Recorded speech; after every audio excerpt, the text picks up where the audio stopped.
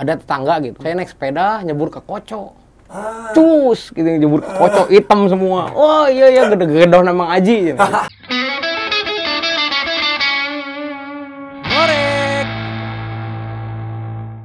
Assalamualaikum warahmatullahi wabarakatuh. Nama saya Muhammad Yusuf. Kawan-kawan biasa panggil saya Gedoh. Alas Mania Rengas Dengklok. Profesi saya jualan mie ayam ya. Mie ayam Mang Gedoh. Ya sambilan ada bikin kaos kadang-kadang. Jualannya di mana kan? Di depan kantor desa Rengas Dengklok Selatan. Pertama kenal panggungan Palas kapan? Waktu sekolah sih. Pulang sekolah itu sering ke pasar. Jarang langsung pulang ke rumah. Orang tua itu jualan di pasar waktu itu. Saya pulang ke pasar lewat tukang kaset CD bajakan. Sering denger lagunya. Sempat gak suka juga karena diejek aja kan. Ejek saya seneng itu lagu Iwan Fals yang Sunatan Masal. Saya punya teman juga namanya Eha. Ya sering diejek bareng-bareng gitu. Kesini-sininya didengar itu enak. Lagu pertama apa? Hio. Dari awal saya pertama nonton konser Iwan Fals itu di daerah Jakarta. Waktu itu pertama kali nonton konser. Akhirnya kesini ya kecanduan. Candunya lebih dari narkoba. Konser itu kita bukan cuma nonton konser ngelihat Iwan Fals, tapi di sisi luar itu yang bikin kangen silaturahmi, kenal sama teman-teman yang dari mana-mana gitu. Hampir seluruh Indonesia gitu. Kalau awal saya nonton konser itu 2008 atau 2009 ya. Saya pertama kali nonton itu ya itu di Boyolali waktu itu sama Palembang. Berkesan. Kalau di Boyolali itu hampir semua legenda musik Indonesia itu main. Dari mulai Iwan Fals, God Bless, Saung Jabo sama bandnya waktu itu Sirkus Barok kalau salah. Elpa Mas, Opi Andaresta. Itu semuanya ada. Boleh diceritain nggak perjuangan lagi gimana Kang? Ngebolang, ngumpulin duit, nyari duit gitu istilahnya untuk ongkos ke sana. Waktu itu ke sana sama kawan-kawan dari Jakarta. Naik kereta turun di Jogja disambut sama teman-teman sama Fals Mania. Lahir Fals Mania mah dari lahirnya Iwan Fals bikin lagu aja, bikin album. Kalau OI itu dibentuknya ada organisasinya gitu. OI itu ormas. Itu dibentuknya tahun 99. Ya justru banyak yang salah itu di situ. Kadang-kadang anak-anak sekarang yang ikut-ikut organisasi OI tidak terlalu mengenal organisasi. Jadi mengenalnya OI itu Iwan Fals. Padahal jelas-jelas di situ OI itu bukan Iwan Fals tapi Iwan Fals adalah OI. Jadi OI itu kan tadinya dari seruan OI gitu kan. Iwan Fals itu anggota Ormas OI waktu itu. Ya bahkan ya dia pendiri di Ormas OI gitu. Terus masuk penasehat juga lah istilahnya, udah bener-bener di OI-nya. Tahun 2008 2009 saya OI. Ya awalnya sih gini-gini aja ngumpul ya. Waktu itu kan emang ada BPK OI Karawang sampai sekarang ya ada gitu. Maksudnya ada kawan-kawan yang narik gitu, yang ikut ayo gabung ke sini. Terus apa sih belajar, pengen tahu OI itu apa sih gitu. Badan Pengurus Kota di Karawang gitu ya. Itu kabupaten skalanya. Kabupaten, ya. Kalau untuk di wilayah-wilayah kelompok BPK, Badan Pengurus Kelompok. Waktu itu sempat ikut saya ya masuk juga ngedaftar sebagai kelompok OI 1910. Kebetulan saya juga ikut anggota OI Jakarta Timur untuk Fals Mania Rengas Dengklok. Ya saya yang bikin. Ya singkat cerita sih ya, masa lalu saya kurang baik ya dan nggak ada hasil. Waktu itu ya karena ikut gaulnya gitu dapat duit habis gitu. Kesininya ya karena pergaulan juga. Orang ini kok gini gitu, kasihan ini gini. Saya kebetulan punya teman-teman juga yang loyal. Saya cuman bisa ngegagas gini kalau emang kita bisa membantu gitu.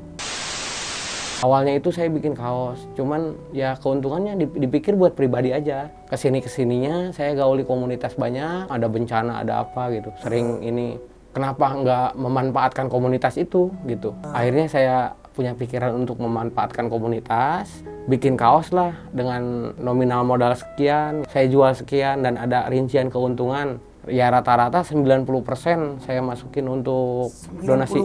Ya kalau dibilang 100% takutnya ada yang kepake buat bensin. Kan kita usaha beda.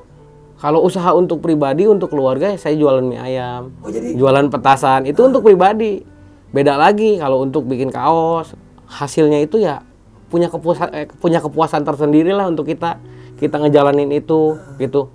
Produksi kaos ada untungnya kita bagi-bagiin. Kan secara materi kan kalau kita pribadi ya susah lah gitu untuk makan aja masih ngandelin di situ kan gitu. Lagian ya menambah nilai jual aja. Terus kadang-kadang kan kalau misalnya mau nyumbang gitu, saya mau nyumbang nih 20.000 kan kadang-kadang nggak enak gitu. Kalau ngumpul-ngumpul nih ya mau ngadain acara gitu, kan kalau sengaja diminta sumbangan kadang-kadang ada yang enggak. Kalau misalnya kita produksi kaos, bikin kaos seperti itu dengan nilai jual ya pasaran, kaos untuk sekelas kaos Iwan Fals itu udah pasaran. Harga 100.000 itu udah harga segitu ya lumayan juga untuk berbagi. Banyak lah gitu. Apalagi kalau kita bisa ngambil dari teman-teman komunitas lain untuk gabung. Nitipin logonya nih gitu, bisa ngambil 10 kaos, 5 kaos. Kan bisa membantu juga. Manggi kekurangannya kita kadang-kadang ngamen. Misalnya kita target nih berbagi itu 200 orang misalkan gitu atau 100 orang. Kita produksi kaos 150 piece dapat berapa gitu. Kebagi gak untuk target itu? Kalau misalnya kurang, ya kita telepon orang-orang terdekat kita, kayak dari keluarga Kidang Rangga, terus dari teman-teman komunitas, dari pedagang-pedagang juga yang di area tempat kita jualan aja gitu. Ini saya mau santunan kurang lo gini. Siapa tahu bisa nyumbang apa gitu.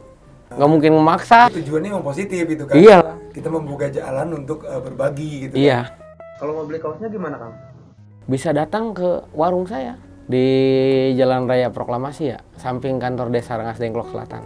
Ya di lokasi tempat jualan saya jualan petasan, celengan, gerabah lah. Terus jualan mie ayam juga depannya. Gitu. Biasanya ada sih kita produksi kaos rutinan.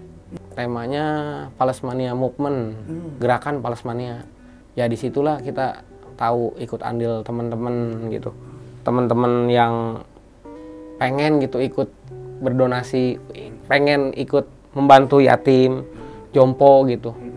Terus pengen juga yang ikut membantu pembuatan masjid atau pesantren. Nggak cuma acara santunan, ada lagi yang lain. Nggak cuma itu. Disalurinnya. Jadi apa aja lah yang menurut kita baik itu ya kita jalanin. Oke deh Kang, kayaknya sambil ngopi enak nih. Ada kopi nih, boleh kan cobain aja sambil ngopi. Weh. Gimana rasanya, Kang Gedok? Mantap we pokoknya dibere mah.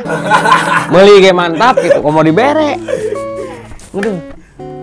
Kalau setiap produksi itu bajunya itu ada tema-temanya nggak? Ada ya, bahkan sekarang yang diproduksi itu kaos disabilitas. Hari Disabilitas Internasional. Misalkan pengen lihat-lihat hasil produknya gitu, selain langsung lihat gitu ke tempat, ada nggak sosmednya?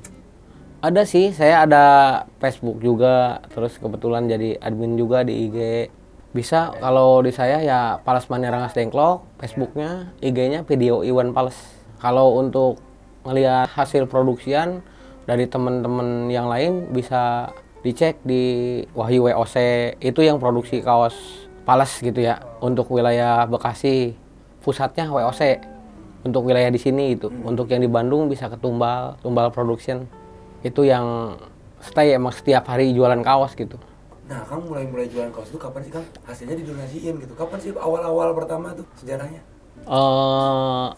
Pertama kali saya bikin kaos untuk donasi itu Temu Kangen Oi Pama part 1 ya. Cuman temanya kita nggak mau cuman acara aja gitu. Oh gitu. Pengennya ya berbagi juga selain di acara senang-senang, musik-musikan gitu istilahnya, joget-joget apa gitu di situ. Minimal ada hal positif untuk berbagi seperti itu. Kapan pertama buat acara santunan? Tahun 2012 atau 2011 di Pondok Pesantren Bani Ali di Blok Raton. Kebetulan disupport sama Pak Emai Ahmad Mahi. Itu yang selalu support untuk acara-acara Fals, dialah.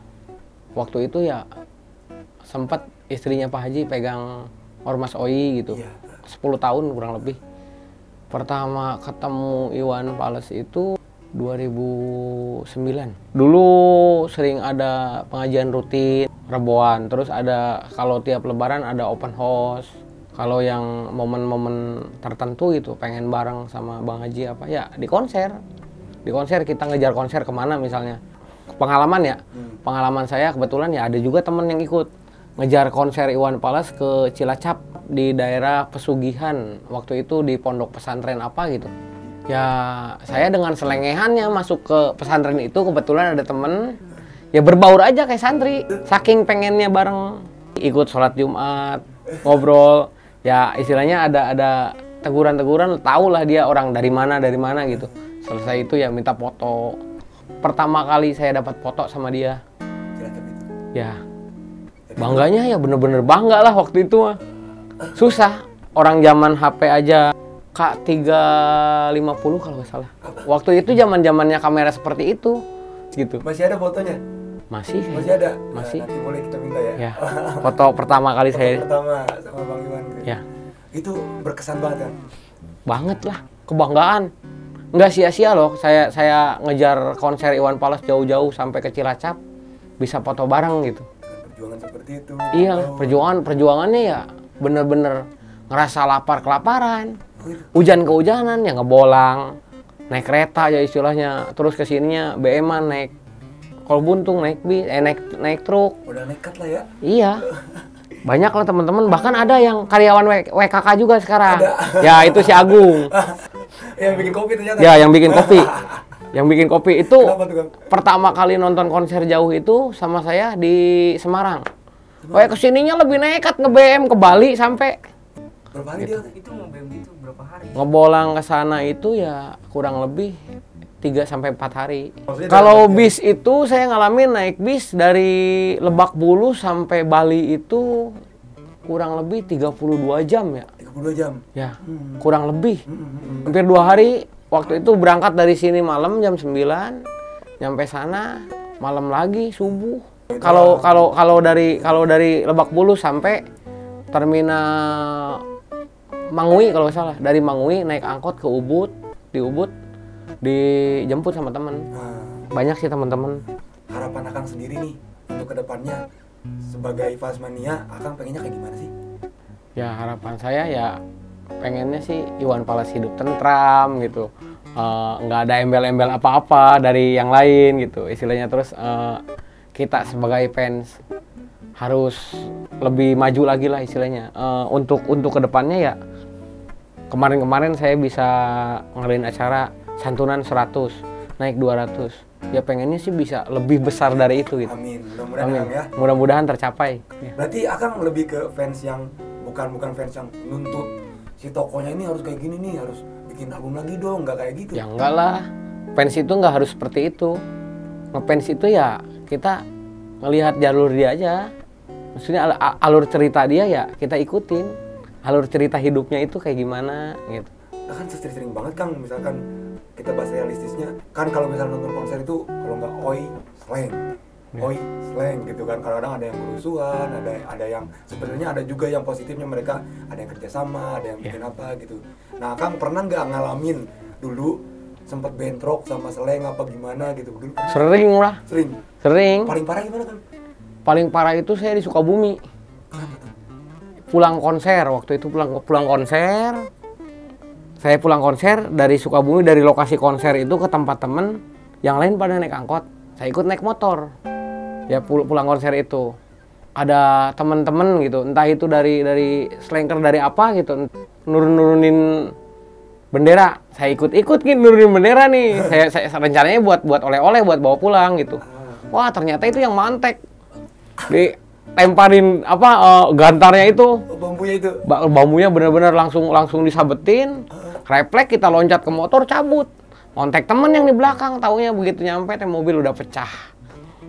Ketimpung. Waduh, ada korban nggak Kang? Enggak sih, cuman bocok doang dikit. Ya di Karawang juga ada tragedinya waktu itu. Sempet ada yang ketusuk, ada yang meninggal gitu. Kebetulan yang meninggal itu katanya anak seleng gitu. Tapi kan nggak tahu pelakunya itu apa emang dari anak OI, anak Fals gitu. Apa dari anak-anak yang lain, anak jalanan, geng motor. Waktu itu geng motor pas gede-gede, pas rame-ramenya gitu kan nggak tahu itu. Kadang-kadang ya oknum-oknum yang tidak bertanggung jawab yang bikin masalah seperti itu panas. Tapi alhamdulillah sekarang udah jauh lebih baik. Kita sering ngadain acara bergandengan tangan bareng sama komunitas-komunitas lain gitu. Akang dulu juga pernah ikut-ikut kegiatan kolaborasi sama Slang misalkan gitu. Sering juga ya. Sering. Dulu kan sempat ada konser dari pusatnya aja, dari Slang sama Iwan Falsnya itu sempat ngadain acara konser bersatu dalam damai kalau salah. Ya mulai dari situ ya kesini-sininya ada teman-teman juga kelompok bikin acara Slengker OI gitu, bikin acara bareng, temanya ya bersatu dalam damai itu. Kadang-kadang pakai ngikut tema tapi skala kecil gitu, skala kelompok dari Rengas Dengklok, Batu Jaya apa gitu. Rencana Kang ke depan yang paling dekat tuh apa Kang? Rencana untuk acara ke depan sih di Silaturahmi Akbar penggemar Iwan Fals ya. Tapi belum tahu bulan apa, tanggal berapanya. Masih dalam wacana. Ya biasanya sih bulan September karena kita memperingati hari lahirnya Bang Haji. Yang ngadain acara itu Pamali, Palesmania Lintas Indonesia. Pusatnya itu di Bandung. Kebetulan ya Kabupaten Karawang, saya ketuanya. Pamali itu komunitas.